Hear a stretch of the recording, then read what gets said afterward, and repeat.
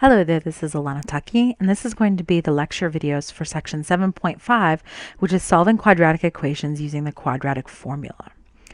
Now let's think back to the last section, which was over completing the square.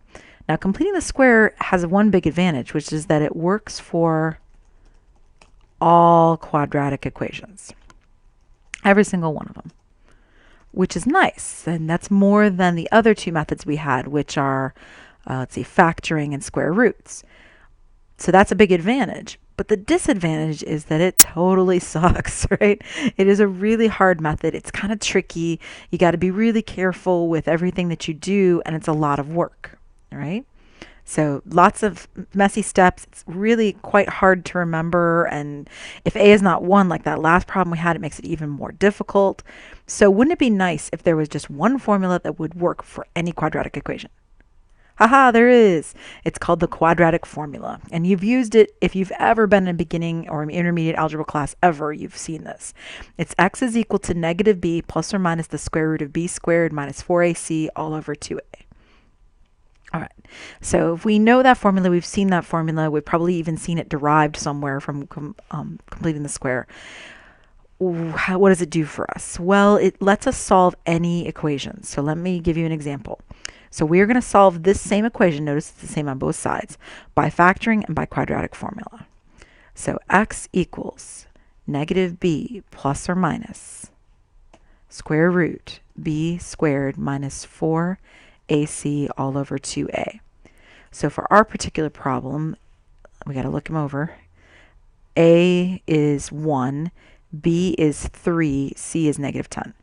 So that's negative 3 plus or minus square root 3 squared minus 4 times 1 times negative 10 all over 2 times 1.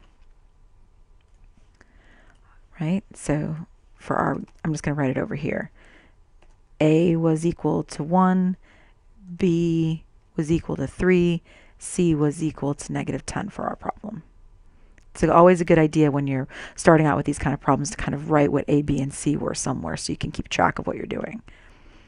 Okay, so this is negative 3 plus or minus. All right, and then we have to go figure out what this is. This is 9, because 3 squared is 9. And then negative 4 times 10 times 1 is 40. So 40 plus 9. So that's the square root of 49 all over 2. And hey, remember back a few sections ago when we figured out what this stuff was? We actually had practiced simplifying stuff like this. So it's x plus or minus, or negative, x equals negative 3 plus or minus 7 over 2. That's x equals, so now we got to find both of them, right? So let me just make a note. No square roots. Find, oopsie, comma, sorry. Find both results. We learned that back in section 7.3, believe it or not. Okay, so x equals negative 3 minus 7 over 2, or x equals negative 3 plus 7 over 2. Okay, so that means x is equal to negative 10 over 2, which is negative 5, or x is equal to 4 over 2, which is 2. Actually, let me throw in that extra step because I'm doing some adding in my head there. That might confuse you. So let me throw those in there.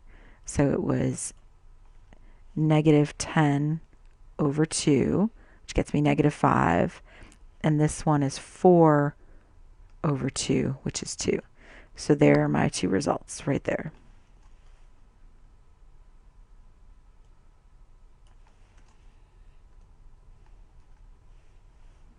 And there we go. Beautiful. And there's the quadratic formula. And it worked. It's pretty long, but it works, right?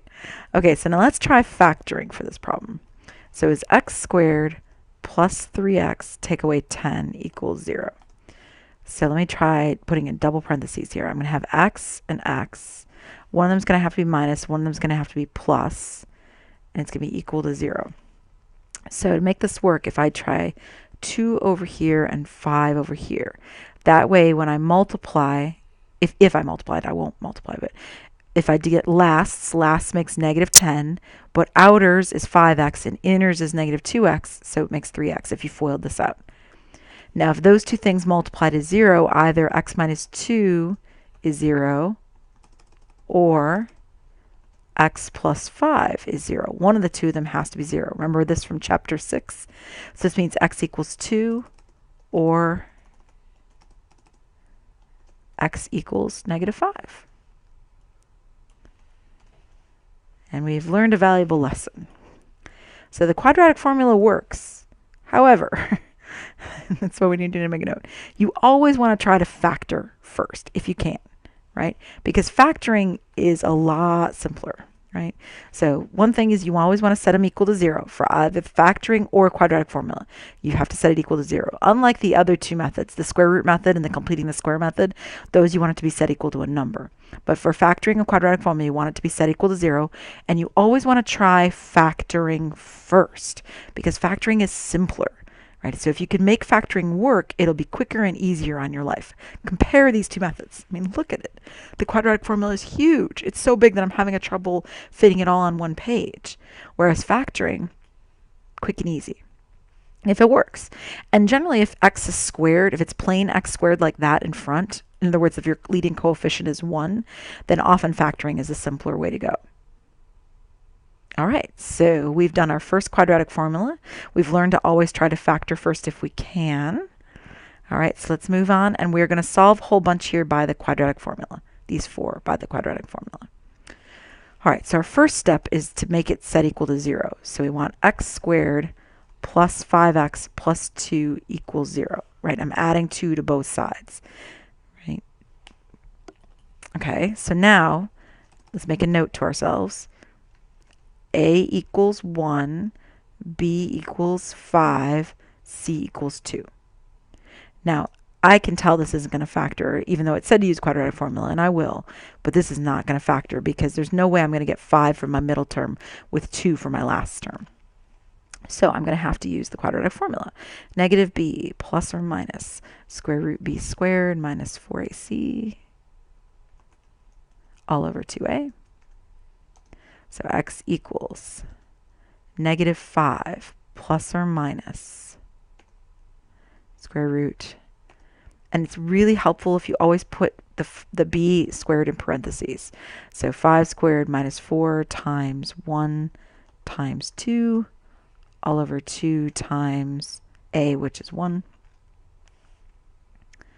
Okay, so this x equals negative 5 plus or minus, and now we need to figure this out. The square root of what? That's 25 take away 8.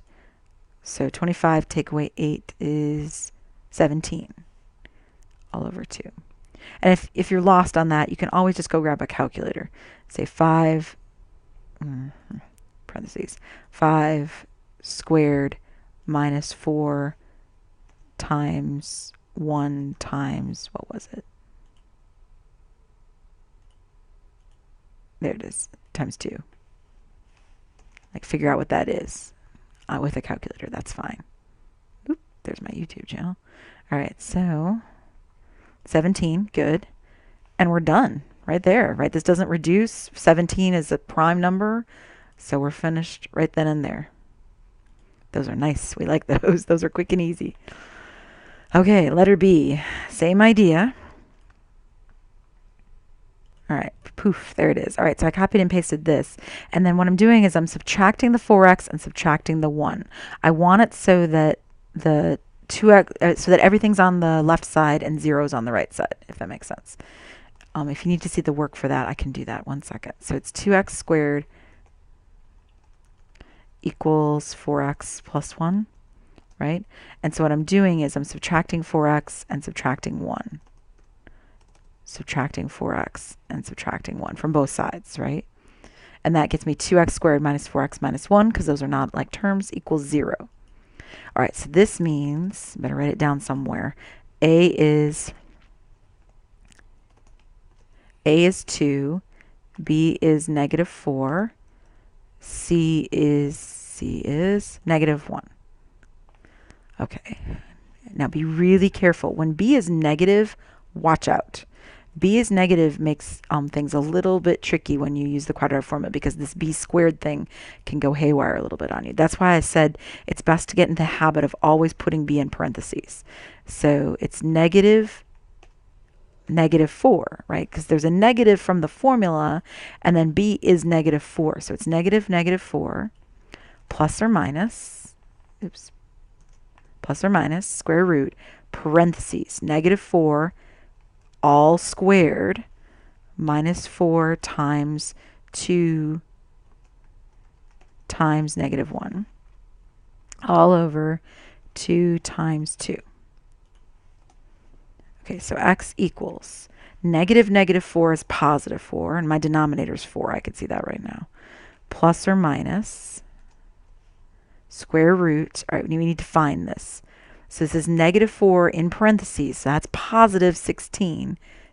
Or plus 8 more, so it's going to be 24. And if you don't believe me, use your calculator. Parentheses, negative 4, close the parentheses, squared, minus 4 times 2 times negative 1. Oops, it's going to think that's a minus 1. I want a negative in there. Sorry. Little negative symbol. There we go. And that's 24, just like I said. Okay. Oops. Sorry, I keep going back to my YouTube channel. Stop that. All right. So that's 24 in here.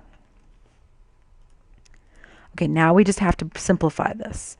So this is 4 plus or minus the square root of, now there's a perfect square that goes into 24. It's 4, right?